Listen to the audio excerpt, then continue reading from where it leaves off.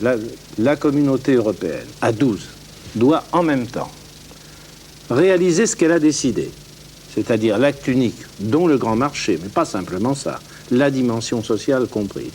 Deuxièmement, faire des premiers pas vers l'union économique et monétaire.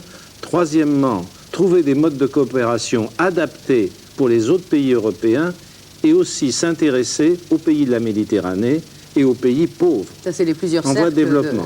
Non, c'est plutôt l'équilibre entre nos responsabilités. Et c'est ça qui combattra le désintérêt psychologique dont vous parliez, éventuel? Oui, bien sûr, parce que quand vous savez qu'il y aura 100 millions d'habitants dans les 3 pays d'Afrique du Nord dans 15 ou 20 ans, vous vous demandez si demain les boat people ne seront pas sur la Méditerranée. Il n'y a pas aussi qu'une question de générosité. Moi, je suis pour la générosité. Mais ceux qui ne l'y sont pas, ceux qui trouvent que Delors est un peu naïf, bien qu'ils réfléchissent à ça. 100 millions d'habitants dans les 3 pays d'Afrique du Nord. Et je pourrais continuer. La dette des pays d'Amérique latine, les risques d'instabilité constante en Asie, tout cela.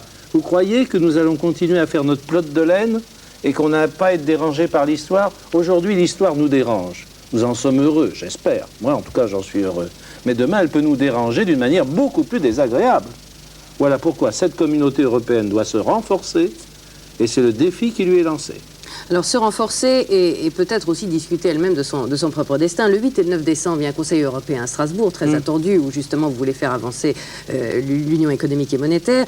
Valéry Giscard d'Estaing disait qu'on aurait peut-être pu avancer ce Conseil. Et Jacques Chirac faisait remarquer au fond qu'il ne faudrait pas que le sommet Bush-Gorbatchev, qui précède ce Conseil européen, qui est donc le 2 et le 3 décembre, soit au fond un nouveau Yalta. Est-ce qu'il n'est pas dommage que la première réunion au sommet qui va discuter des problèmes de l'Europe, ce soit entre les États-Unis et l'Union soviétique? Peut-être, mais c'est joli comme formule.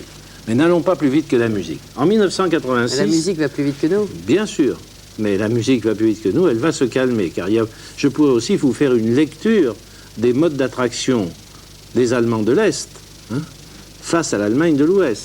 Mais en 1986, première réunion, Reagan, Gorbatchev à Reykjavik. Je propose un Conseil européen exceptionnel. Pas de réponse. Vous voyez, j'avais eu déjà l'idée. Cette fois-ci, il n'y en a plus besoin, car la communauté européenne est devenue tellement importante, j'ai moi-même tellement de relations avec les pays en question, que sommet avant ou après, peu importe. Il y a des avantages et des inconvénients d'ailleurs, mais il y a des relations constantes entre nous, la Commission européenne et le gouvernement américain. Alors, fin de la semaine, avec tout ce qui reste, quand on a déjà parlé des événements de RDA, dont nous avons diffusé les images dès le début de l'émission, Viviane Jungfer et Alain Badia nous parlent de Deng Xiaoping, de Zhivkov et du général de Gaulle. Le problème allemand est certainement le plus brûlant du monde. Il y a une solidarité entre l'Allemagne et la France. De cette solidarité dépend par conséquent le destin de l'Europe tout entière, depuis l'Atlantique jusqu'à l'Oural. De Gaulle, plus que jamais visionnaire. Coïncidence de l'histoire, alors que l'Allemagne de l'Est décide d'ouvrir totalement ses frontières avec l'Ouest, ce 9 novembre marque le 19e anniversaire de la mort du général. Les adieux en trompe-l'œil de Deng Xiaoping. Le numéro 1 chinois démissionne de son dernier poste d'importance, celui de chef suprême de l'armée, seul véritable pilier du pouvoir. Son protégé Jiang Zemin, déjà à la tête du parti, prend la direction militaire du pays. Il fait de plus en plus figure de dauphin. Mais en fait, maître en faux départ, Deng, âgé de 85 ans, n'a pas l'intention d'abdiquer totalement. Il continuera à diriger en coulisses les destinées de la Chine. Et l'on s'en souvient, il n'y a pas si longtemps encore, son précédent dauphin avait été limogé pour excès de réformisme. Il s'appelait Zhao Ziang et c'était juste après l'écrasement du printemps de Pékin.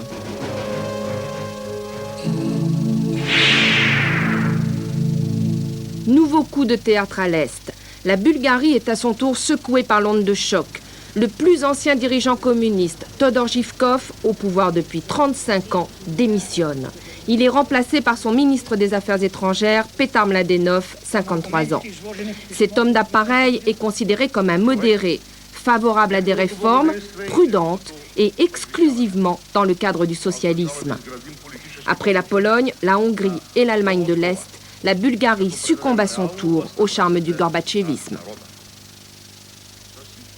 Moi, je suis partie avec un pantalon, un pull ouvert sur le dos, une gamine de 17 mois qui pleurait dans mes bras, que j'avais même pas de quoi la changer. Il faut partir de sa maison et tout laisser, tout abandonner, c'est affreux. Il y a 2 millions de femmes battues en France et toutes les classes sociales sont concernées. Par peur, par honte, la plupart de ces femmes se taisent. Pour briser le mur du silence, la secrétaire d'État aux droits de la femme, Michèle André, lance une campagne nationale assortie d'un numéro d'appel qui fonctionnera 24 heures sur 24. La violence conjugale, comme toute autre forme de violence, est inacceptable.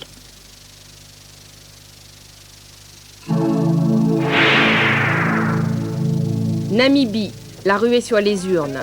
Après plus d'un siècle d'occupation allemande, puis surtout sud-africaine, les Namibiens votent à 98% pour élire leur assemblée.